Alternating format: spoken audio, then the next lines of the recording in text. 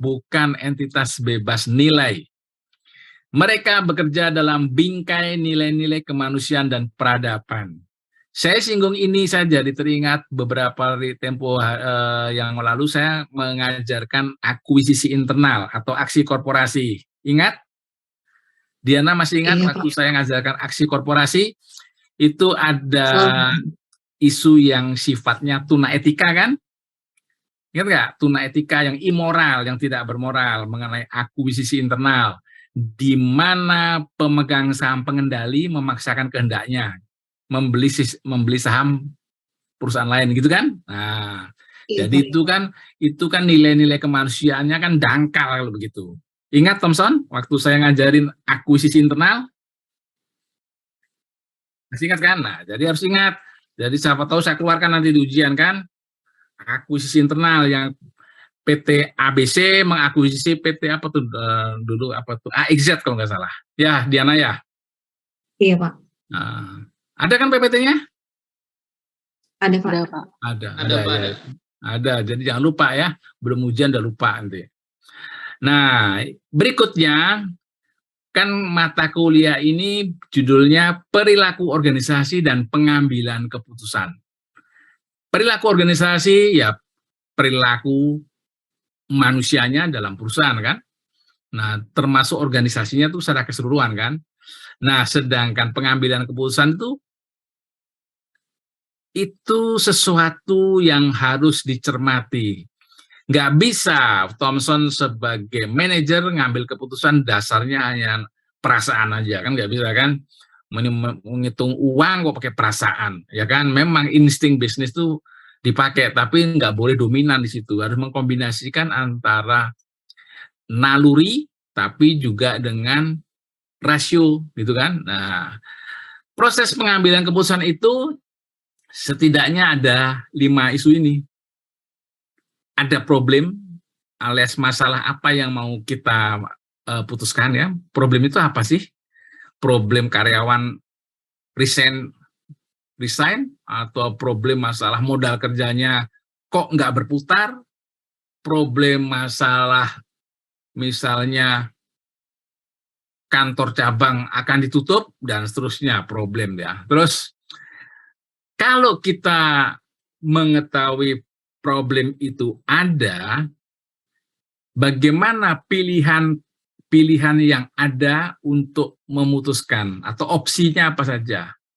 Misalnya tadi saya bilang ada karyawan yang belum lama gabung kok sudah mau resign. Mau kita cari ganti atau sementara ya udah nggak apa-apa dirangkap dulu. Nah, itu kan opsi misalnya ya.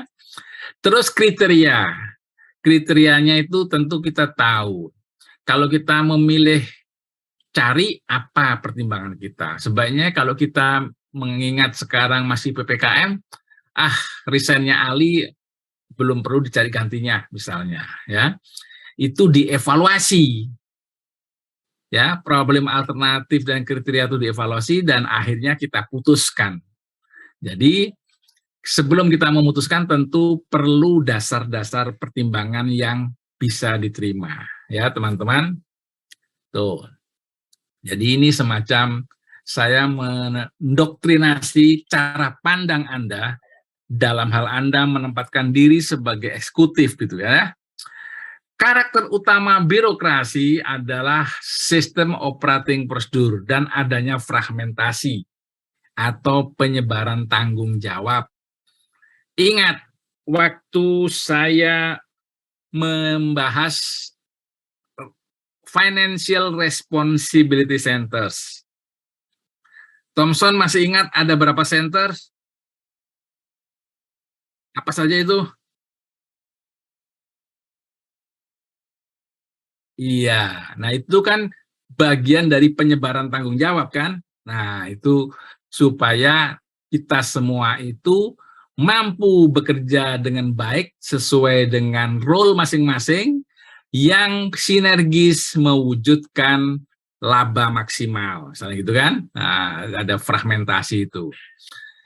Terus isu berikutnya, dalam hal Anda sudah di posisi puncak, biasanya kan pasti berpartner. Dewan direksi itu kan namanya dewan pasti lebih dari satu kan. Nah, kalau ada direksi yang mati karena pandemi COVID atau ada direksi atau direktur yang terpaksa diberhentikan karena berbuat hal yang negatif misalnya. Itu bagaimana kita harus mempersiapkan penggantinya. Saya ngasih ilustrasi yang di sini itu ilustrasi untuk perusahaan yang besar banget ya, terutama kalau di BUMN. Jadi yang bagus itu ya sebetulnya penggantinya harus diorbitkan dari dalam. Misalnya Astra itu sangat mengkader persiapan siapa calon pemimpinnya nanti gitu loh. Dikader dari bawah. Kenapa? Ada jenjang karir bagi karyawan. Ya, karir pes, jenjang karir itu memberikan harapan kepada karyawan-karyawan yang punya prestasi brilian gitu ya. Nah, jangan yang di atas itu ngambilnya karbitan. Biasanya ngambil dari politisi kalau di BUMN. Nah, ini khusus diskusi di sini aja. Ini kita lihat aja. Kalau Anda sebagai pengamat, misalnya Thomson, nanti Anda sebagai pengamat, nulis di koran. Misalnya pergantian Dewan Komisioner, OJK misalnya. Ya kan, Wim Umboh digantikan oleh siapa itu? Mahendra Siregar, nggak salah ya. Terus satu lagi Mirza Aditya Suara. Kok satu pun nggak ada yang dari internal OJK. Sedangkan Mahendra Siregar itu kan politisi itu. Ya memang dulu pernah di Kementerian Perdagangan, Wakil Menteri Perdagangan. Ya. Nah, itu secara teori yang nggak bagus. Tapi kita memaklumi juga karena OJK itu lembaga yang belum lama sekali berdirinya kan. Waktu saya masih di bank ya belum ada OJK. Setelah saya nggak di bank umum aja sekarang ada OJK, dulu nggak ada.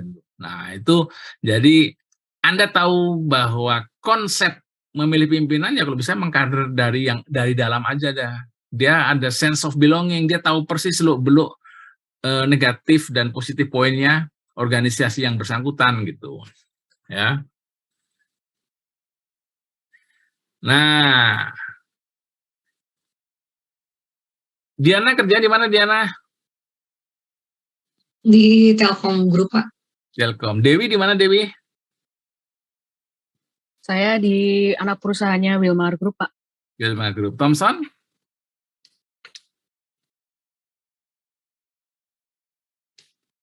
Oke. Antonius? Di ini Pak, namanya di marketing, travel marketing. Oh, travel marketing. Pungki Amira? Belum bekerja Pak aku, Pak. Oh, belum kerja. Iya, iya. Jadi, Kamu lagi nggak enak badan ya, Pungki? Apa? Lagi nggak enak badan? enggak, Pak. Enggak. Oh, kok bawaannya kayak mau tidur aja kamu. Oke. Saya jadi dari grup ini nggak ada yang dari bank ya? Mas Nggak ada ya? Mas Hah? Ridwan Ridwan, Pak. dari bank, Pak. Oh, Ridwan. Mana orangnya nih Ridwan Effendi? Halo Ridwan. Yes, Pak. Oh, dari bank mana kamu? Saya terakhir di Bank Jasa, Pak. Nggak Sudah ada, bank muter-muter biasa bank. nggak ada. Nggak Bank ada nama. Jasa, Bapak, ya Allah. Oh, Bank bank apa? Jasa. Jasa Bank Raja. Jasa Jakarta. Oh, Bank Jasa Jakarta. Oke. Nah, kamu pernah dengar istilah linkage program nggak? Tahu, Pak. Tahu ya. Itu Tentu. lebih ke arah konsumer. Nah, jadi ini saya sharingkan supaya teman-teman bagi yang orang nggak pernah kerja di lembaga keuangan minimal tahulah apa yang namanya executing, channeling, factoring, sama joint financing. Ya. Jadi misalnya BRI itu kan misinya sebetulnya dulu kan banknya sektor informal ya, pengusaha usaha kecil. Nah, dia nggak bisa menyalurkan sendiri. Makanya dia skenarionya dia menyalurkan ke BPR yang langsung yang berhubungan dengan debitur-debiturnya. Itu executing. Sedangkan channeling, spiritnya bersama, tapi BPR di sini dia benar-benar sebagai agen aja, sebagai broker aja dia, ya. Channeling ini. Jadi dia mendapat fee. Tapi kalau di executing, BPR menyalurkan kepada debitur tuh dia yang melakukan analisis 5C-nya tuh ya BPR sendiri gitu ya. Nah, sedangkan channeling lebih dominan 5C-nya di BRI. BPR sebagai agen aja yang mencarikan nasabah-nasabah potensialnya. Sedangkan factoring, nah ini kan menggadaikan piutang. Nah, BPR menyalurkan kredit kepada debitur, terus BPR ini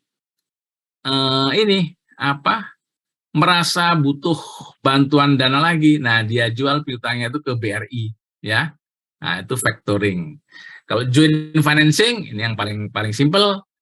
Misalnya ada BNI mau menyalurkan kredit kepada debitur dalam jumlah banyak.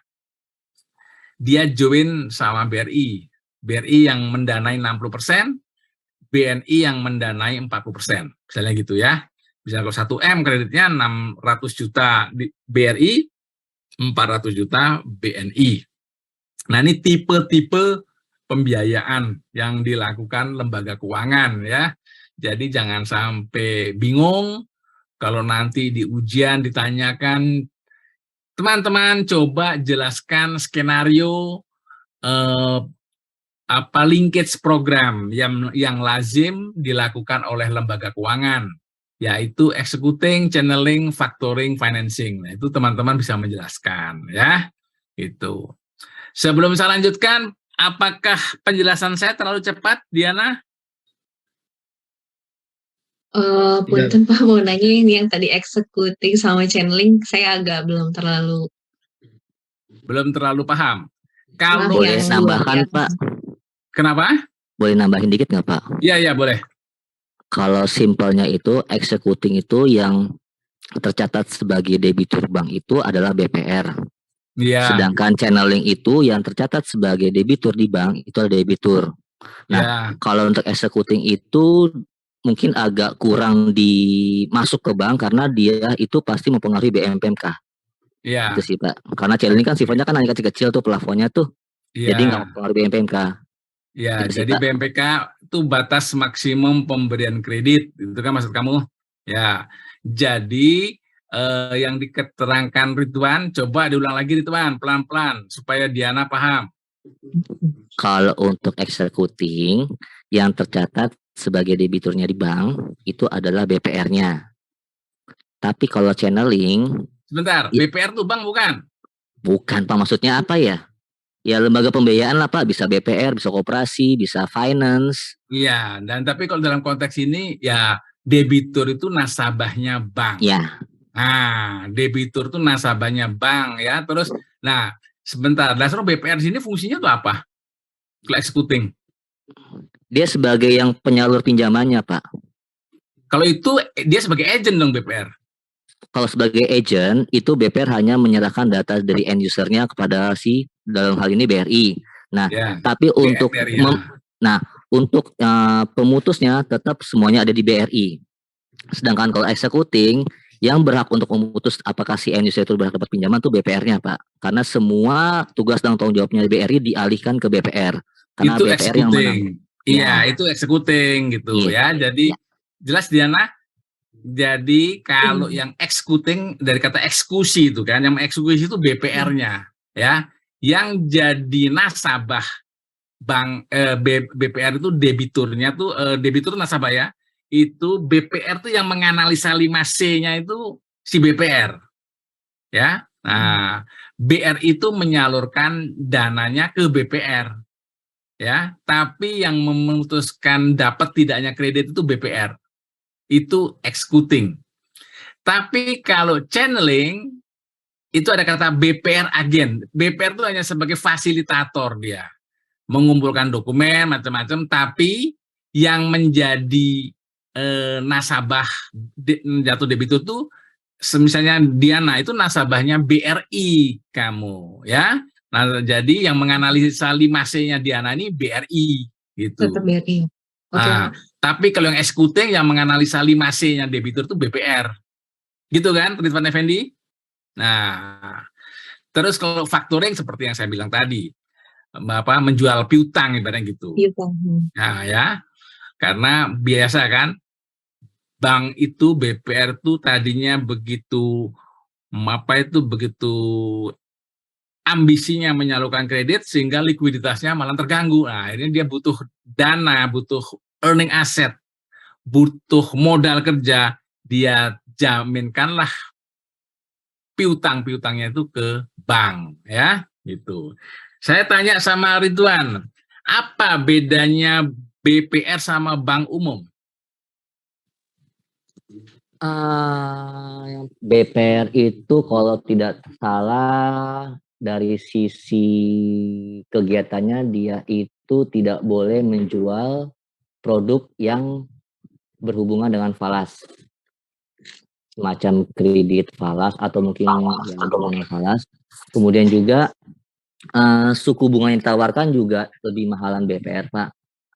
Kemudian juga proses pemberian fasilitas pinjamannya juga lebih mudah di BPR karena BPR tuh tidak melihat cash flow dari si debitur tapi lebih melihat ke properti. Itu sih Pak, garis besarnya sih Pak. Oke, Ridwan sekarang masih di bank? Masih Pak. Di bagian apa? Auditor Pak. Oh ya, saya luruskan pengertianmu ya. BPR sama bank umum itu yang jelas sama-sama bank. Iya. BPR itu bahasa Inggrisnya rural bank atau micro bank, sedangkan bank umum itu commercial bank. Itu dari segi nama. Nah, kalau produknya ya, yang membedakan di BPR tidak bermain dengan giro, nggak ada giro, ya. Apalagi valuta asing itu nggak main sama sekali, ya, nggak bermain dengan giro. Nah, terus yang ketiga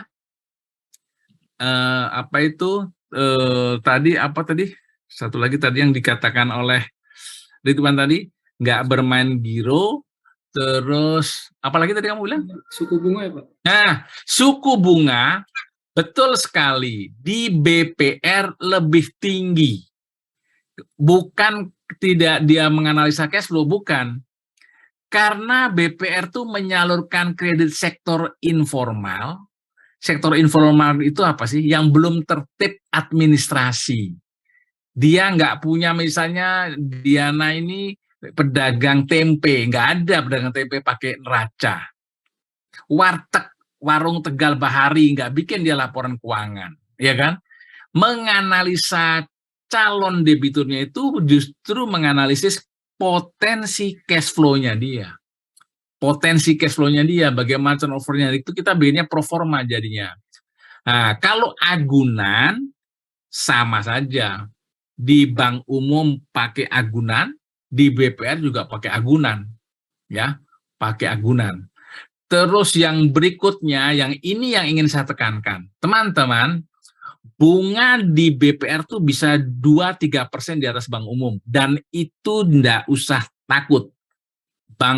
BPR tuh juga pakai LPS, Lembaga Penjamin Simpanan. Jadi, misalnya Diana Winanda motifnya mau meningkatkan tabungan, ya, meningkatkan investasinya, naruh deposito itu jangan di bank umum, di BCA itu paling bunganya nggak sampai 4% setahun loh, di BPR bisa 6%, ya, sama dengan LPS saja. Nah, jadi kan tadi motifnya mau nyimpan uang kan, nah bukan untuk ditarik-tarik kan, ya taruh di BPR aja. Tapi kalau motif Anda untuk mobile gampang ditarik-tarik, karena Anda pemain atau misalnya pengusaha, ya di bank umum, karena bank umum punya ATM banyak misalnya. Ya, kalau Anda memang itu untuk ditarik-tarik, ya Anda di bank umum, di BCA paling enak, karena ATM-nya paling banyak, ya kan? Nah, tapi kembali lagi motifnya apa? Kalau motifnya misalnya Diana sudah mulai nabung untuk persiapan nikah 5 tahun lagi, taruh di BPR aja, gitu. Terus Diana nyeletuk, Tapi BPR kan nggak ada yang di Sudirman, Pak. Nggak ada yang di Tamrin, Pak. Ya jelas lah. BPR tuh di pinggiran, di Ciledug, di Bekasi. Pertanyaan saya, emangnya Diana tinggalnya di Tamrin? Emangnya tempat tinggalnya Ridwan di Jalan Sudirman, di Rasuna Said? Enggak juga kan? Wong kalian tuh rata-rata juga di pinggiran kan? Itu. Diana tinggal di mana? Di Bogor, Pak. Nah, Bogor. Ya, itu tempat jin buang anak lu ya. Ridwan di mana rumahnya? Bekasi, Pak. Nah, Bekasi pinggiran kan? Iya. Walaupun namanya Grand Kamala itu Grand Kalimalang. Namanya Grand Kamala tapi Grand Kalimalang ya. Nah, jadi kalian tuh di pinggiran. Jadi yang realistis gitu. Saya tuh kadang-kadang gemes lihat saya nggak menyebut koleha ya, saya nyebut apa ya, teman-teman lah. Nggak ngerti BPR, terlalu nganggap rendah BPR gitu loh ya. Saya dulu itu saya pemain bank di bank umum, saya tuh di bank asing pernah, di bank umum tapi bukan asing juga pernah. Tapi sekarang saya main di BPR, di 3 BPR. Yang dua saya sebagai komisaris independen, yang satu saya hanya advisor ya. Jadi saya merasa lebih terpanggil membesarkan BPR yang melayani masyarakat bawah ya. Kalau BCA itu sekarang mainnya nasabahnya hanya korporat rata-rata perusahaan ya, wah tertib administrasi gitu. Tapi sekali PT itu nipeng juga mainnya gede banget ruginya ya. Oke. Dan waktu pengalaman tahun 97-98 musibah perbankan kita itu BPR nggak ada yang kena. Yang kena bank umum semua ya. Cuman nah sekarang BPR juga banyak yang rada tersendat-sendat karena permodalannya ditinggikan. Nah, kembali lagi ke Thomson, kalau mau jadi pengamat tulis tuh. Kalau saya nulis saya pasti nanti saya ditegur karena saya juga masih pemain bank kan. Membuat kebijakan itu yang apple to apple dong gitu. Jangan peraturan di bank umum disamakan dengan di BPR. Itu sampai sekarang bisa dipraktekkan sama. Contoh fit and proper test. Pelaporan ke OJK itu sama persis. Ya, BPR sama bank umum itu. Nah, itu sekedar tambahan, teman-teman ya. Oke. Isu berikutnya. Nah, ini ada yang sifatnya teknikal nih. Hubungan antara bank dan nasabah adalah kontrak hukum. Implikasinya menyurati teken perjanjian adalah wujud kuasa pemegang saham kepada direksi.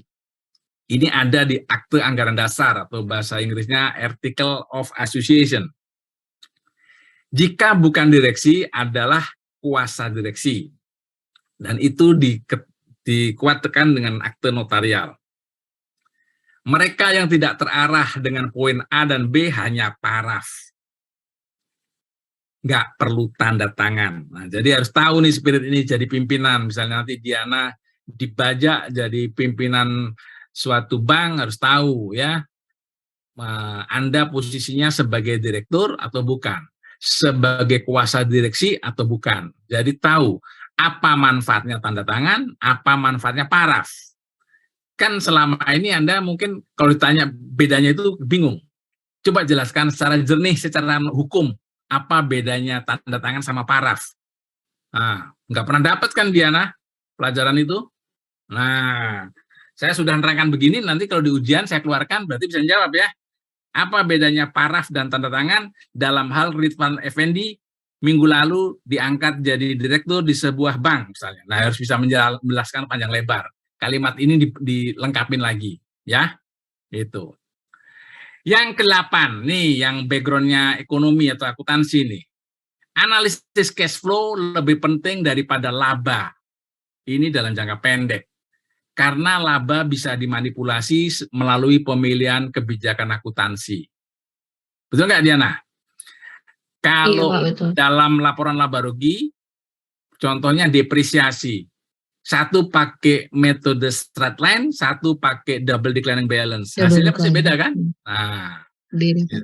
jadi kalau Anda harus menganalisis calon debitur, sedangkan informasinya cepat atau terbatas, nah informasi potensi cash flow-nya akan lebih menarik daripada kita menganalisa laba dari laporan laba rugi yang diberikan. Ya, ini untuk jangka pendek saya bilang ya. Berikutnya, setiap perusahaan jangan lupa, setiap perusahaan itu meniti tahun depan pasti dia mempersiapkan budget.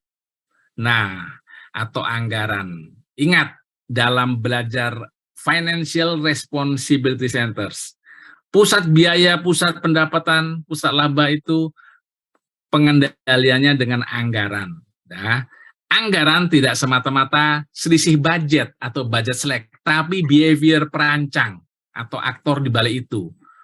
Banyak manajer merancang budgetnya sebetulnya mampu menetapkan angka tinggi, tapi dibuat sedikit agak rendah, supaya dia kerjanya nggak terlalu maksimal, tapi tercapai. Nah, itu kan tricky jadinya, ya kan? Diana itu sebetulnya mampu menjual 100 pasang kemeja, tapi dia sengaja buatkan aja 80 aja, supaya kerja saya nggak terlalu capek.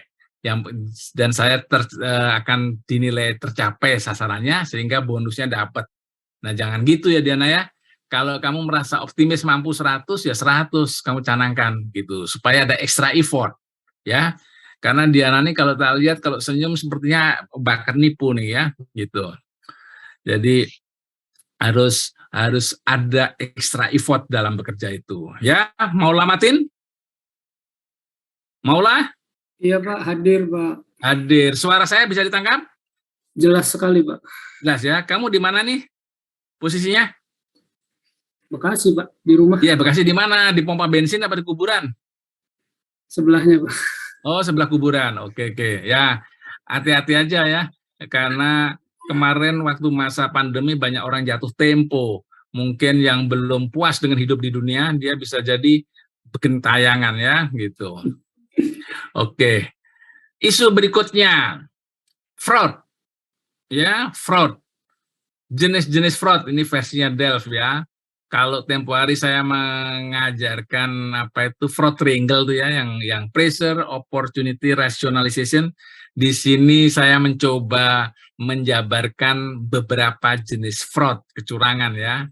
Pertama, aset misappropriation ya. Jadi aset yang dilaporkan tidak semestinya. Itu kan sangat-sangat peka ya. Sangat-sangat perlu dicurigai. Misalnya ya, kredit bank itu sebetulnya dari 100 rupiah, 100 misalnya, yang lancar itu sebetulnya hanya 60 loh, tapi dilaporkannya 80, ya kan? Yang batuk-batuk diusahakan ditutup-tutupin. Contohnya bank itu ingin NPL-nya selalu di bawah 5%. Betul nggak, Ridwan? Ya, karena nilainya OJK kan menilai sehat tuh kalau NPL di bawah 5%. Nah, padahal mungkin bank itu sudah pontang-panting berusaha nangani debiturnya yang macet-macet itu ya. Tuh. Terus fraudulent financial statement, kecurangan dalam laporan keuangan. Ya, Diana pasti pernah dengar istilah window dressing, ya kan? Iya, Pak. Window dressing itu kan bentuk kecurangan laporan keuangan, di make up supaya kelihatan bagus gitu kan. Nah, jadi kayak ini joke ya, bukan, jangan dianggap ngelecehin wanita loh. Wanita itu kan suka window dressing ya. Jadi tapi window dressing yang kalau wanita nih yang mulia sih. Misalnya saya lebih senang Diana tuh kalau mau kuliah tetap harus bersolek dulu ya. Alisnya ditebelin dulu, lipstick bibirnya dikasih lipstick dulu gitu. Kalau coba Diana mau kuliah walaupun via Zoom ini misalnya alisnya nggak ditebelin, terus bibir atas pakai warna merah, bibir bawah pakai warna putih, kan malah saya takut kan. Nah, misalnya begitu ya. Itu kan bersolek ya. Gitu. Tadi kalau Pungki Namira tadi saya lihat sudah bersolek, tapi tingkat bersoleknya baru 50% dia, belum serius dia tadi ya. Mungkin karena dia lagi nggak enak badan ya. Terus tadi siapa tadi? Si Dewi Drajati. Ini juga tadi sudah bersolek, tapi belum 100% ya. Biasanya minggu lalu dia kalau mau kuliah, dia ke salon dulu. Malam ini enggak dia, karena tahu kuliah terakhir, dia nggak ke salon ya. Oke. Isu berikutnya bribery atau corruption. Nah, Anda tahu semua lah korupsi ya. Terus cybercrime. Cybercrime itu ini dengan era digital. Nah, banyak sekali kecurangan dengan menggunakan fasilitas kemajuan teknologi informasi. Nah, ini teman-teman tipe fraud yang perlu Anda ketahui. Soal mahir atau belum itu masalah proses kan. Kalau perusahaan Anda sudah menerapkan good corporate governance secara optimal, tentu fraud ya sekecil mungkin, pasti kecil. Tapi kalau GCG-nya belum diterapin, terus corporate social responsibility belum diterapin, ya ini ya apa? Ya pasti banyak gitu ya. Tuh. Nah, ingat teman-teman, tadi saya bilang kan, ilmu yang Anda pelajari selama mengambil MM itu ilmu sosial. Ilmu sosial itu tidak lepas dari peradaban. Di sini ada kata-kata manis, quid leges sidis moribus. Apa artinya peraturan atau hukum jika tanpa moralitas? Dimanapun Anda berada, dimanapun Anda nanti berkarya, bekerja dengan profesi Anda, jangan abaikan moralitas. Saya sering mengatakan, jangan jadi eksekutif yang tuna etika, yang immoral, ya. Tuna etika itu seperti tuna rungu, nggak denger kan? Nah, tuna etika itu yang tidak punya etika, ya. Honores mutan mores. Kedudukan dan jabatan mengubah perilaku seseorang. Betul nggak, Thompson? Kedudukan dan jabatan mengubah perilaku seseorang. Betul nggak? Coba ilustrasinya gimana?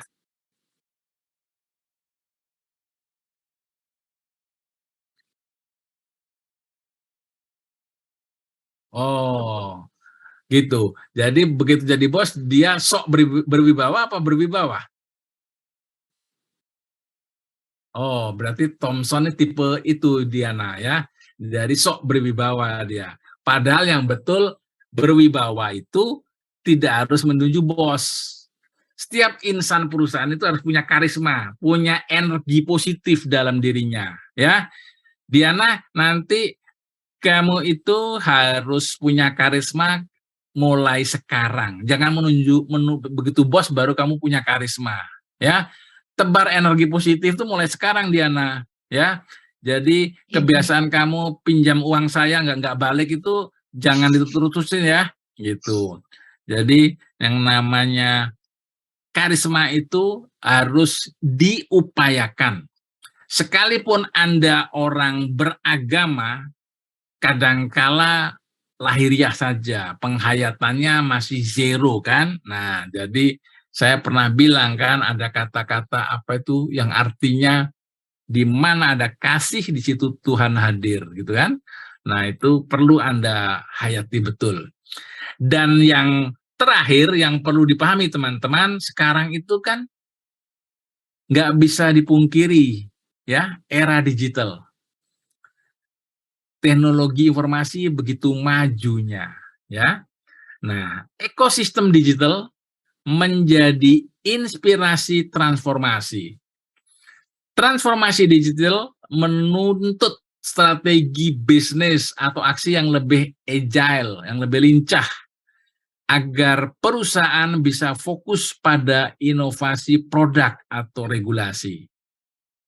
Komitmen pemimpin instansi atau perusahaan dan kompetensi human capital menjadi elemen penting yang menentukan kesuksesan perusahaan bertransformasi. Ya, jadi jangan lupa kemajuan IT itu harus direspon positif. Kenapa saya bilang harus direspon positif? Karena bisa juga merespon kemajuan IT dengan negatif. Diana kalau sudah jam 12 itu di kantor makannya mungkin hanya 10 menit. Terus 5 menit berikutnya dia sholat, terus yang 30 menit dia main HP. Nah, main HP. Kontak sana, kontak sini, tapi itu bukan kontak-kontak yang kondusif. Dia ngontek misalnya pedagang narkoba. Saya pengen bisnis sampingan nih, pedagang narkoba misalnya ya. Nah, jadi jangan seperti itu. Atau kalau anak kecil sekarang tahu sendiri kan, main HP itu sepanjang hari, dia nggak sadar bahwa dampak radiasinya HP itu tajam loh. Saya ingat anak saya yang SD tempo hari, sekarang udah SMP. Dia di kamar tamu, ruang tamu tuh dia main HP tapi sambil duduk gitu. Mungkin dari jam 11. Jam 2 itu dia ngeblak tuh apa? Jatuh gitu. Saya sampai deg-degan, saya pikir kena apa. Yaitu karena itu mungkin sarafnya. Nah, jadi perhatikan ya, main HP itu nggak boleh sepanjang hari. Termasuk di laptop, radiasinya itu kan tajam ya. Jadi saya kadang mikir, saya ngajar padahal cuma duduk sambil ngomong. Tapi kalau 3 jam tuh juga habis tuh letihnya kok sama dengan saya ngajar kalau jalan-jalan di kelas. Saya kalau ngajar di kelas tatap muka langsung, saya tuh jarang hanya di depan. Saya samperin satu persatu. Sayang Diana nggak pernah saya ajar dulu. Kalau saya ajar saya samperin satu persatu. Terus saya tanya dia. Nah, dengan begitu dia nggak ngantuk kan? Gitu. Nah, itu teman-teman yang bisa saya sharingkan mengenai mata kuliah ini yang sangat-sangat menurut saya loh ya, sangat-sangat mempunyai nilai tambah bagi persiapan Anda sebagai eksekutif di kemudian hari. Ya, menjadi eksekutif itu hanya masalah waktu, ya kan? Setidaknya eksekutif dalam kehidupan rumah tangga. Nanti Diana udah married belum? Belum, Pak. Nah, nanti kan jadi eksekutif, jadi ibu rumah tangga itu eksekutif loh. Thompson udah berkeluarga belum?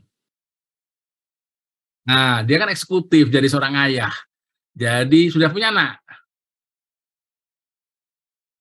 On progress ya. Jadi itu nanti Anda mempunyai mindset bagaimana mendidik anak, bagaimana mewujudkan keluarga Nasrani atau keluarga Kristen yang baik misalnya ya. Jadi itu nggak bisa terjadi serta-merta, secara gratis itu nggak bisa. Mewujudkan rumah tangga yang baik itu adalah perjuangan tanpa henti. Bukan berarti nanti sampai umur 40 dah selesai saya, nggak bisa begitu. Terus ya, terus diusahakan sampai Anda jatuh tempo, sampai Anda kembali ke liang lahat. Nah, itu ya. Gitu. Oke, ada komentar atau pertanyaan teman-teman?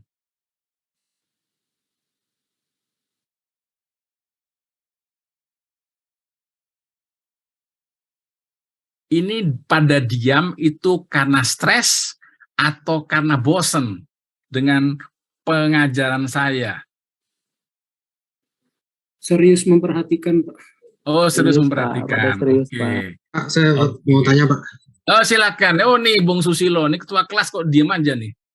Saya mau Gimana? tanya, Silakan. kalau BPR itu juga ada bank konvensional yang punya saham di BPR ya biasanya, Pak ya? Ada yang bermain di BPR juga kan?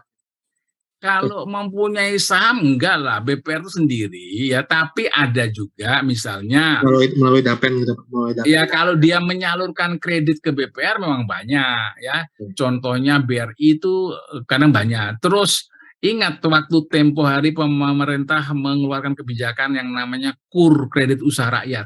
Yang harusnya pelakunya itu yang utama Himbara, Himpunan Bank-Bank Negara. Nah, tapi ternyata pelaku utamanya masih BRI kan. Nah, BNI sama Mandiri kelojotan nyalurkannya. Nah, karena dia nggak biasa di sektor informal, nah dia terpaksa dia join sama BPR. Nah, itu bisa. Tapi kalau untuk mempunyai saham ya nggak boleh, karena bank itu kan misinya sebagai lembaga mediasi, sebagai fasilitator dia kan, menyalurkan kredit kepada pengguna. Kalau dia naruh saham, itu kan sama aja, dia hanya cari enaknya aja. Itu sebetulnya nggak, kalau ada bank yang begitu itu hanya temuan minor aja. Gitu. Ya Mas ya? Ya. Karena BPR itu ya juga PT dia itu ya, gitu. Tapi tidak disalahkan bank swasta memiliki saham di BPR, bisa aja gitu, ya. Terus itu tingkat suku bunga kreditnya lebih tinggi daripada bank umum Bank umum. Oh pasti, karena jangan lupa di bank itu bunga itu kan ada bunga funding, bunga lending. bunga funding itu bunga dari dia menghimpun dana dari masyarakat yang sering disebut DPK, dana pihak ketiga, tabungan deposito giro. Misalnya itu rata-ratanya bunganya 5%, bunga kreditnya pasti di atas itu. Kredit istilahnya lending, menyalurkan kredit, lending, bukan lending pesawat ya. Ini lending meminjamkan. Nah, spread atau selisih antara bunga funding dan lending di Indonesia itu kurang lebih 6-8%. Jadi kalau misalnya Antonius Andika sebagai pedagang sapi nih ya, pedagang sapi, nah ini kan lagi ngetren nih karena mau Idul Adha.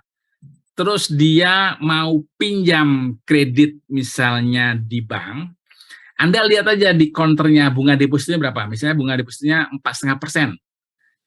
Paling tinggi harusnya bunganya itu 4 tambah 6, 10 lah. Anda tawar itu.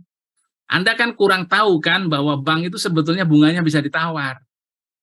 Coba kalau Antonius Andika mau beli mobil, nggak ada tulisan boleh ditawar, tapi Anda pasti nawar kan? Tapi di bank kenapa Anda nggak nawar? Ya kan? Karena nggak tahu Anda bahwa bunga itu bisa ditawar loh. Cuman nasabah tuh tahu diri. Kalau pinjamnya hanya kecil-kecil ngapain nawar, ya kan? Tapi kalau Anda pinjam jumlah gede, itu bisa Anda tawar aja. Begitu juga Diana. Kalau hanya naruh 1 juta, 2 juta, nawar bunga ya malu ya ditawarin. Tapi kalau misalnya Diana dapat warisan dari kakeknya misalnya, kakeknya tanahnya kena pelebaran jalan tol, wah Diana cucu kesayangan karena dia satu-satunya cewek dapat 200 juta. Taruh aja di BPR dan bunganya minta spesial. Tapi spesial nggak mungkin sampai dapat 2% di atas yang dia tawar, enggak. Tapi beda 0,5%-nya lumayan. Misalnya 6%, dapat 6,5%, kalikan 200 juta kan lumayan. Gitu ya. Dan jangan lupa dalam hal bunga itu bisa ada juga namanya under table transaction. Misalnya Susilo naruh deposito. Dia di counter sesuai LPS 6%. Ya dia tawarkan 6%. Tapi untuk bank-bank tertentu yang lagi kurang likuiditasnya terganggu, dia mau ngasih misalnya 7%. Nah, 7% itu nggak dijamin oleh LPS. Kalau misalnya ada apa-apa, nggak dijamin. Yang dijamin harus sesuai dengan LPS. Nah, tapi bisa disiasati. Bunganya 6% yang di biliar deposito, yang 1% jangan masuk deposito, masuk di tabungan saya. Nah, kan diakalin kan itu. Nah, itu tricky lah ya. Tricky ini saya ngajarin tricky. Tapi kalau bisa nggak usah dilakukan itu ya. Sesuai LPS saja, lembaga penjamin simpanan ya. Oke, bisa dimengerti ya, Bung Susilo? Ya, Pak. Terima kasih. Anda S1 dari mana, Bung Susilo? Ini tadi yang nanya Mas Andika, Pak. Oh, Andika, Susilo, iya. Kalau Susilo S1 di mana?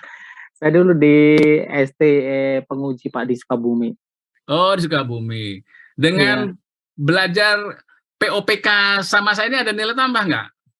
Iya, pasti, Pak. Pasti. Makanya Pasti ya, bener ya. Serius ya. Betul. Nah, jadi jangan sampai ketemu 6 kali tatap muka kok sepertinya saya kering ya, nggak dapat apa-apa dari Pak Edi gitu ya. Gitu. Seperti Diana itu, selain dia ada nilai tambah, dia selalu setiap malam minggu tanya via WA gitu. Saya pikir mau tanya pelajaran, tapi cuma tanya, Pak, besok mau ke gereja mana, Pak? Gitu dia. Wah, tumben juga nih, apa Diana nih sudah meniti tobat ya, atau mengingatkan orang, sudah ke gereja belum, Pak? Tiap malam minggu dia selalu ngomong gitu ke saya. Oke, yang lain ada komentar? Jadi kalau nggak ada komentar, saya anggap apa yang saya sampaikan dalam tatap muka selama ini itu ada manfaatnya. Satu hal lagi mungkin sudah atau belum. Dalam mengelola perusahaan, salah satu yang penting itu mengelola manusianya. Bukan uangnya aja, juga manusianya. Ada istilah HRD. Diana masih ingat apa tuh HRD? Hire, Retention, D-nya? Saya lupa Pak. Development. Development. Jangan lupa itu ya, karena itulah yang harus Anda amatin juga.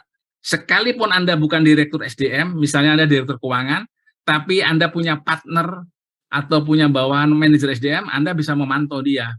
Gimana dia termasuk handal nggak sebagai manajer SDM. Anda tahu konsep HRD kan, Anda bisa tahu.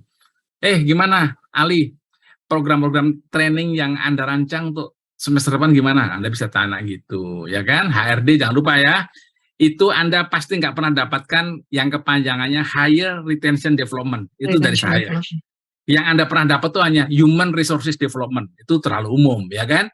Nah, jadi dari saya Anda dapat HRD. Higher Retention Development. Jadi Anda bisa memahami konsep pimpinan SDM dalam beberapa menit sama saya, ya kan? Terus isu terakhir, Anda mau ada tambahan tatap muka atau tugas aja? Karena minggu depan sudah ujian katanya. Sedangkan dalam saya hitung kok seperti saya punya utang sekali gitu loh, yang seperti tadi saya katakan ke Diana. Gimana teman-teman?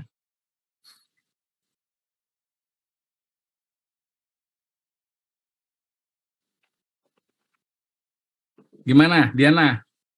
Pilih tatap muka atau tugas saja?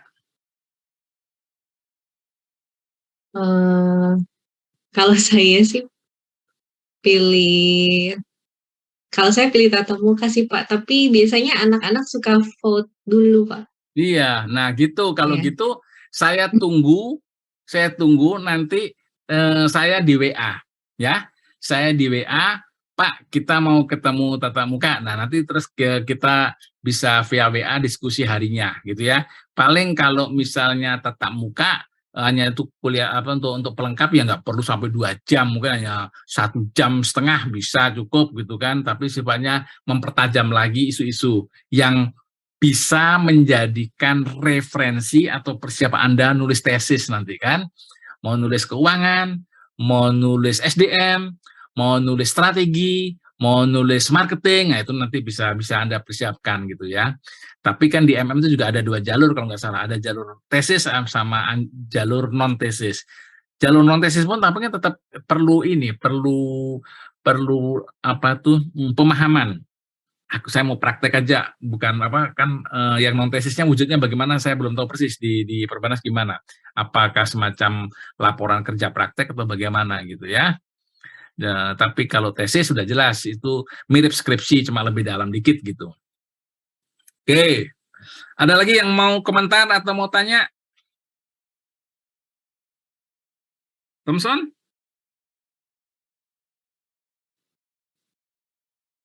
Paham ya? Apanya yang oke? Pak, mau tanya dong, Pak. Iya, silakan. Iya, ini kalau sekarang kan kita tren ya, Pak, tentang milenial gitu ya, yang mungkin trennya di bank-bank asing ataupun bank umum lah gitu. Kalau di BPR sendiri gimana Pak? Ini Pak, perkembangannya, apakah juga ada dampak dari milenial ini atau memang berbeda gitu Pak? Oh, kalau masalah milenial tuh pasti dikaitkan dengan IT, teknologi informasi kan.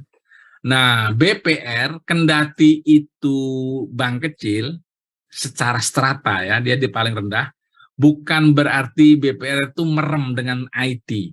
Itu tergantung BPR-nya juga. Saya kasih contoh, BPR kalau dari segi aset, di Lampung tuh BPR Eka Bumi kalau nggak salah, itu asetnya 17 triliun. Dia itu mau jadi bank umum sudah sangat bisa, tapi dia lebih nyaman main di BPR. Nah itu dia sudah main IT, teknologinya sudah canggih. Terus BPR tempat saya berkarya, saya sebagai komisaris utama di situ, itu juga sudah mengadopsi IT. Jadi analisa kredit itu semua pakai HP aja, wawancara pakai HP, terus analisa limasi itu pakai HP, ada programnya udah cepet. Nah itu dalam arti mengantisipasi era milenial dengan tentu yang masih belum terlalu canggih banget, tapi ya jelas sudah pakai Android itu udah pasti. Ya, padahal bank umum ada yang belum pakai Android juga ada kan? Bank-bank tuh ada yang masih kalau saya bilang agak primitif tuh ada. Ya, dulu sebelum diambil alih, sekarang udah ambil alih ya sudah pasti udah lebih modern. Ada bank yang namanya Bank Bukopin, itu banknya Diana Winanda tuh ya. Kalau bayar SPP lu Bank Bukopin. Kamu masih di Bukopin kan dulu Diana ya? Iya kan? Masih Pak waktu bayar. Nah, waktu dulu kan. Nah, saya tuh dulu kesel sama kalau dulu saya terima gaji itu ditransfernya pakai melalui Bank Bukopin.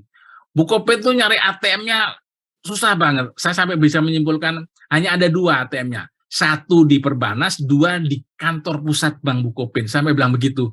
Wah, susahnya setengah mati. Padahal sebetulnya yang nggak se-ekstrim itu ada juga, tapi nggak sebanyak BCA, ya kan? Nah, itu kan contoh dia itu mengadopsi teknologinya terlalu lambat banget, ya. Jadi saya sampai mendikte. Bagaimana Diana kalau nyebut Bank Bukopin gimana? Bukopin gimana penyebutannya? Bukopin.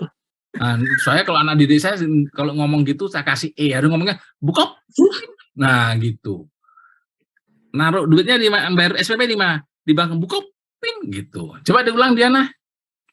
Bukopin. Enggak, bukan gitu pengucapannya, harus Bukopin gitu. Coba diulangin. Bukopin. Ah, salah, masih belum. Bukopin gitu. Coba diulang. Bukopin. Wah, masih kamu bakal dapat E nih ya. Nah, coba Susilo bilang Bukopin gitu. Bukopin. Nah, itu yang benar kayak Susilo itu gitu ya. Jadi itu masalah pronunciation kan. Nah, saya sampai bilang gitu dalam saya ngajar di kelas suka bercanda begitu ya. Itu saking keselnya saya tuh. Padahal nggak bisa dipungkiri kendati BCA itu ATM-nya banyak, tapi juga suka saya plesetkan kan, Bang capek antri kan, karena ATM-nya banyak gitu.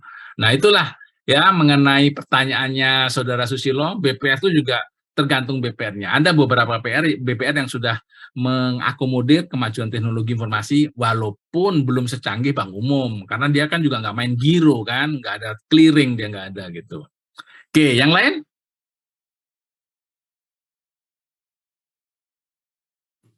Pak, mau tanya Pak. Ya, silakan.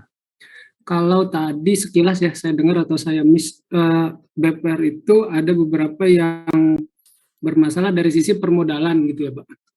Ya.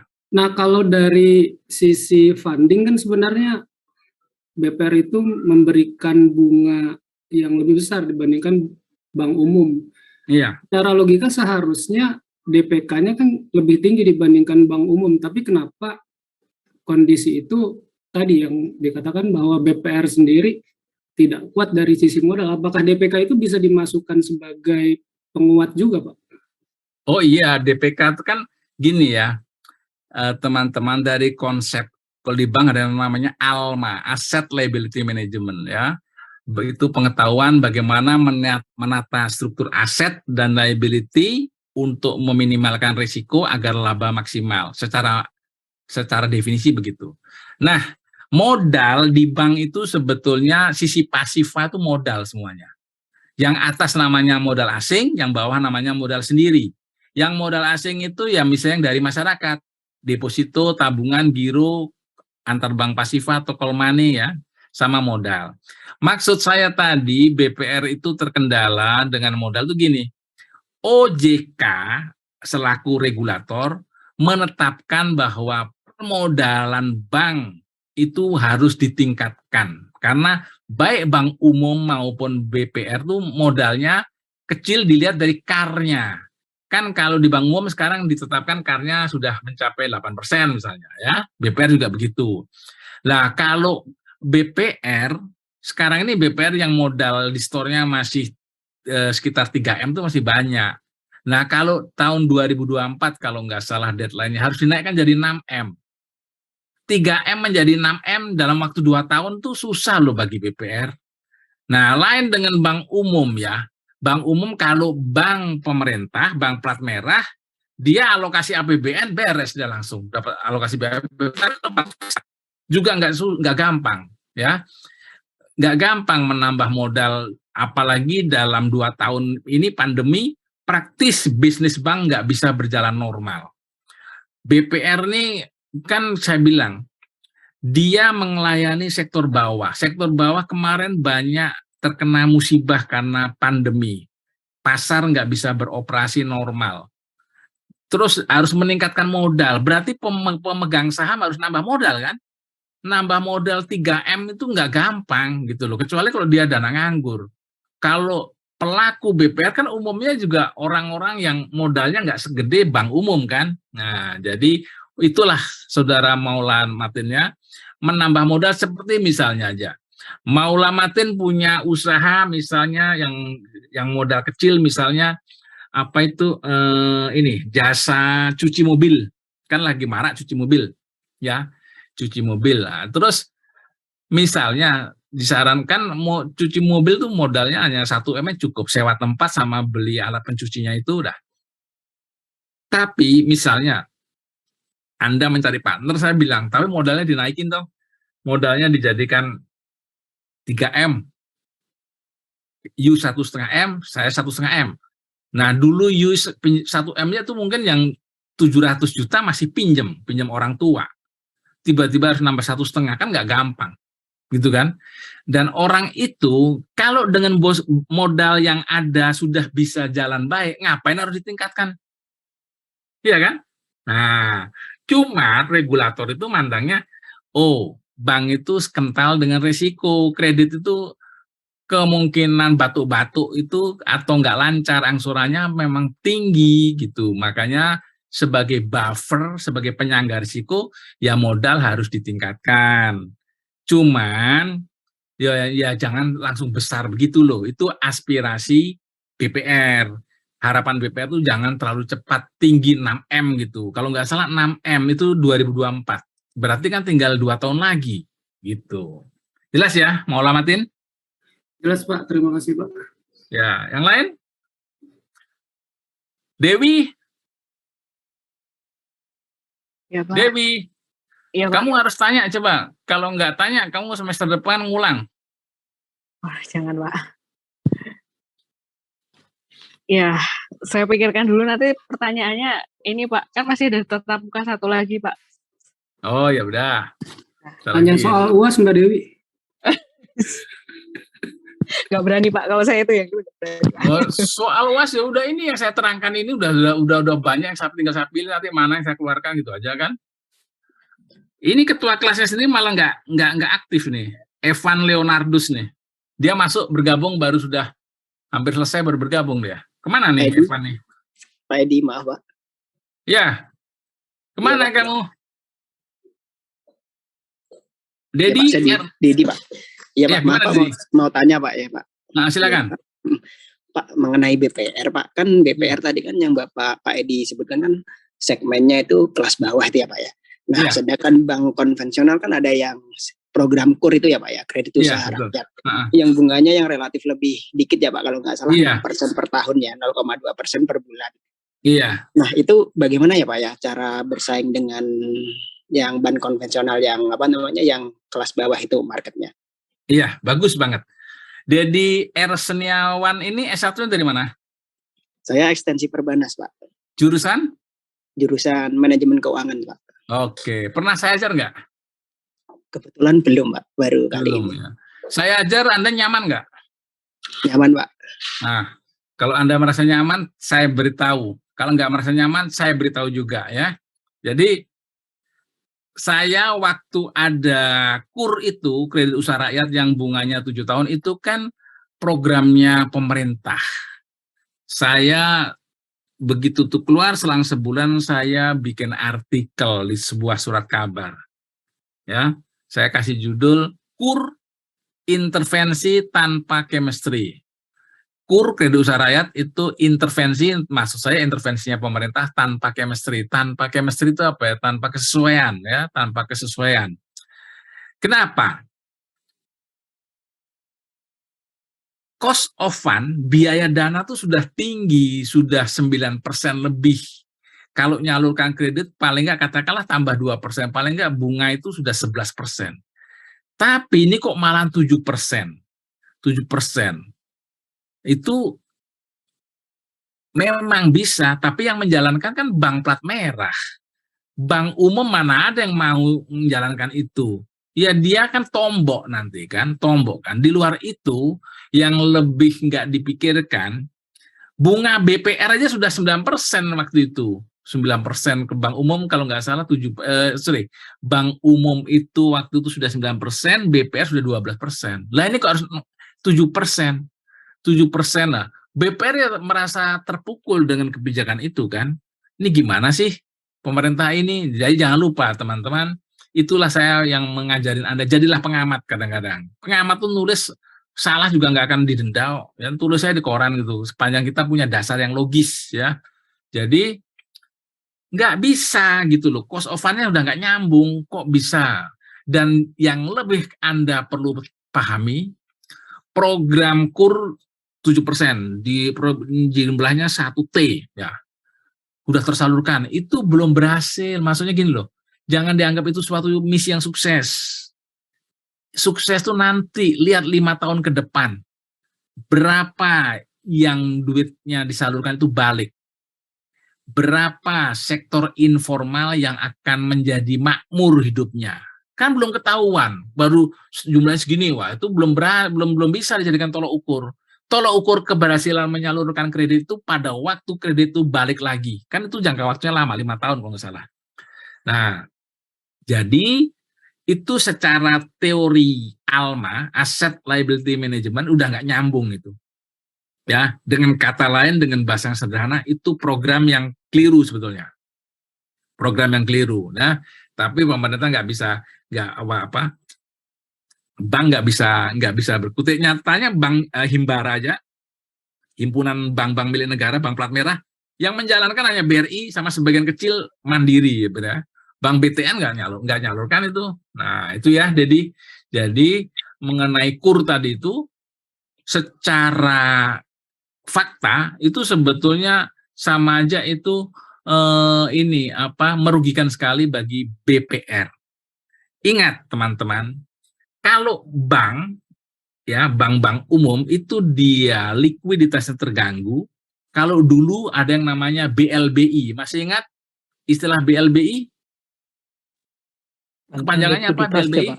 Iya, Bantuan Likuiditas Bank Indonesia. Bank Indonesia. Ya, itu kalau bank umum. Tapi kalau BPR, likuiditasnya terganggu, siapa yang mau minjemin dia? Nggak ada. Itu yang saya bilang, aturan nggak apple to apple, menganaktirikan BPR, rural bank, gitu ya. Makanya saya waktu saya belum di BPR, saya getol banget membela BPR melalui tulisan-tulisan. Tapi setelah saya sekarang juga aktif di BPR sebagai komisaris, saya nulis kan jadi kayak nggak independen. Seakan-akan saya hanya membela mati-matian BPR, bukan gitu ya. Tapi saya melihat kelemahan regulator itu kalau membuat peraturan nggak apple to apple. Masa misalnya Dedi Seniawan ya, dia menjadi pelatih sepak bola di kampungnya, tiba-tiba dibandingkan dengan Pep Guardiola yang sekarang melatih Manchester City, ya kan? Membandingkan Barcelona dengan PS Sleman, ya nggak cocok.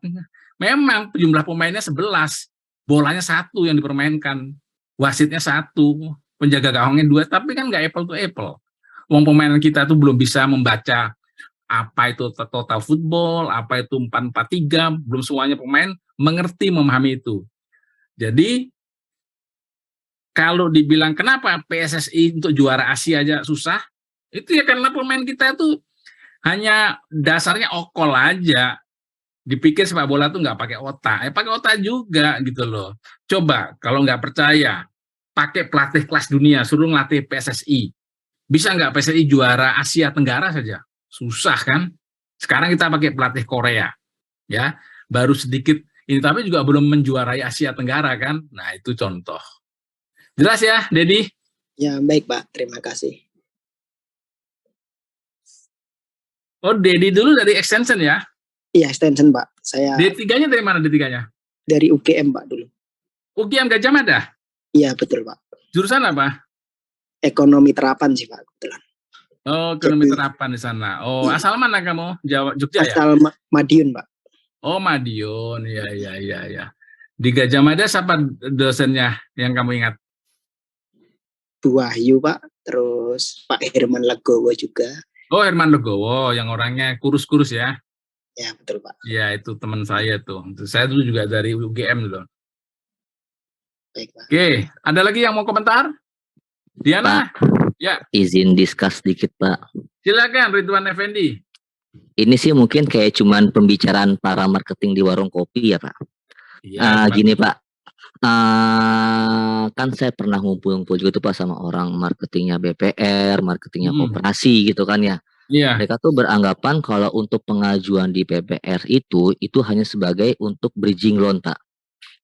Bridging loan itu dalam artian nasabah yang bermasalah di bank yang sudah kolek 2 atau kolek 3 itu untuk membersihkan namanya di SLIK itu biasanya dialihkan dulu ke BPR. Gitu, karena BPR itu dia nggak ngelihat kolek, mau kolek 2 pun tetap disikat. Nah, selama beberapa bulan setelah sudah ada ibaratnya sudah lunas di bank, kemudian dia balik lagi Pak ke bank Pak. Nah, pertanyaan saya, apakah memang benar Pak kalau di BPR itu mungkin dia untuk kolek 2 sendiri itu masih bisa di pencairan? Oke, sekarang saya tanya, kamu kan ke orang bank, kamu terjemahkan dulu SLIK itu kepada teman-teman, apa tuh SLIK? Sistem layanan informasi keuangan. Zaman dulu namanya BI checking Pak. Iya, BI checking atau itu teman-teman bahwa kalau bank itu data sudah terintegrasi ya. Daftar dulu ada namanya daftar informasi debitur ya. Jadi misalnya Ridwan mau pinjam di bank, itu dicek dulu BI checkingnya. Ridwan ini mau pinjam ke BRI misalnya, oh dia dipenin dulu sempat kartu kreditnya macet. Nah itu sudah cacat karakternya sebagian. Nah itu di bank umum. Pertanyaan saya di BPR apa enggak begitu? Begitu juga. Sekarang itu sudah era teknologi informasi, BPR juga pakai BI checking sama. Nah, jadi apa yang dikatakan Ridwan tadi itu, apa itu betul nggak? Jelas salah. Jelas salah. Nggak semua BPR begitu. Hanya BPR yang nggak bisa cari nasabah, memang begitu dia. Ya, jadi dia minta tumpahan dari debitur yang bermasalah di bank umum. Itu BPR yang on ya. Tapi kalau BPR yang profesional nggak begitu. Nggak begitu ya. Justru saya itu kadangkala harus merem karena direktur utama tempat saya jadi komisaris itu dia dulu backgroundnya dari bank umum. Jadi BPR kan juga terkendala BMPK, batas maksimum pemberian kredit. Tapi dia punya debitur yang dianggap bagus besar. Dia juga sindikasi, ngajak BPR lainnya. Jadi cara kerja di bank umum diterapkan di BPR. Itu boleh-boleh aja, tapi saya bilang hati-hati loh. Karena kalau di BPR itu macet 500 juta udah gede banget itu.